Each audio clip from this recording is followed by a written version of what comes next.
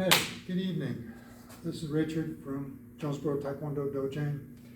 For students and followers, I'm going to go over a couple of stretching techniques that we use to try to get these toes pulled back. So when you're kicking bags, breaking boards, if you're using the ball of the foot, you don't break your toes.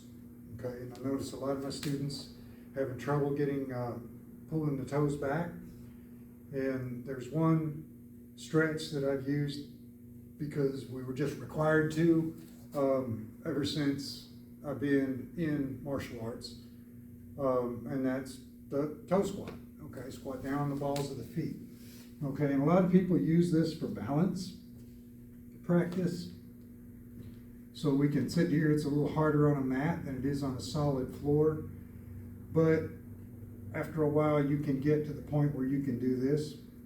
But if you're doing it for stretching your toes, don't think about your balance, think about your toes, okay? So we get these bent back so we have a nice good striking surface at the ball of the feet, and then just sit on them, okay? So you can practice this for balance, taking your hands up, but now my feet are going to be clawing at the ground, trying to hold my balance. I'm going to be shaky and all. And you can't stretch a tense muscle.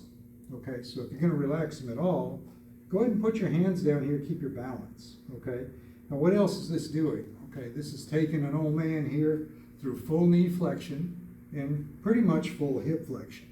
Okay, getting a little flexion stretch to my back at the same time. Okay. But if I really want to stretch those toes back, I'm going to drop my knees down here, because in the position I was just in, that's okay for a front kick position. But if I really want to get them stretched out, I want these ankles at a 90-degree angle, like for a roundhouse kick, okay? Otherwise, when I dorsiflex my foot, pull it back, those toe flexors are going to go tight again, okay? So my toes are going to be sticking out.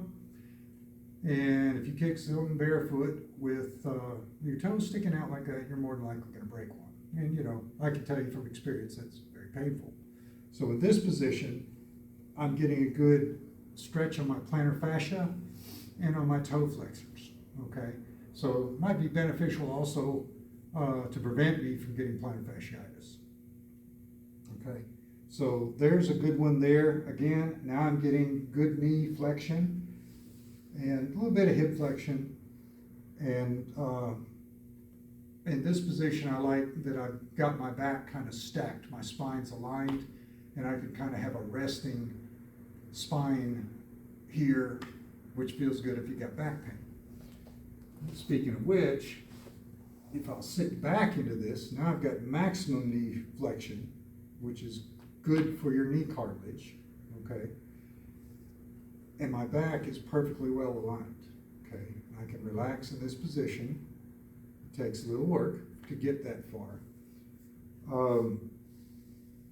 So what this is accomplishing with my knees is it's moving that joint fluid into areas, to cover areas of my cartilage that with normal everyday walking, sitting, running, and so on, it's not getting to.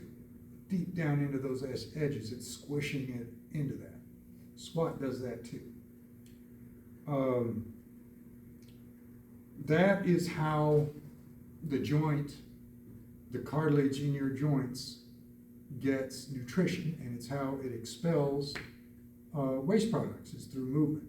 So that's just a quick tutorial on how you do those stretches, okay? And if you're doing it for the purpose of stretching, that first one, the squatting on the balls of your feet, don't try to do balance at the same time, okay? Because you're not going to get a good stretch out of it. Take your pick, do one or the other.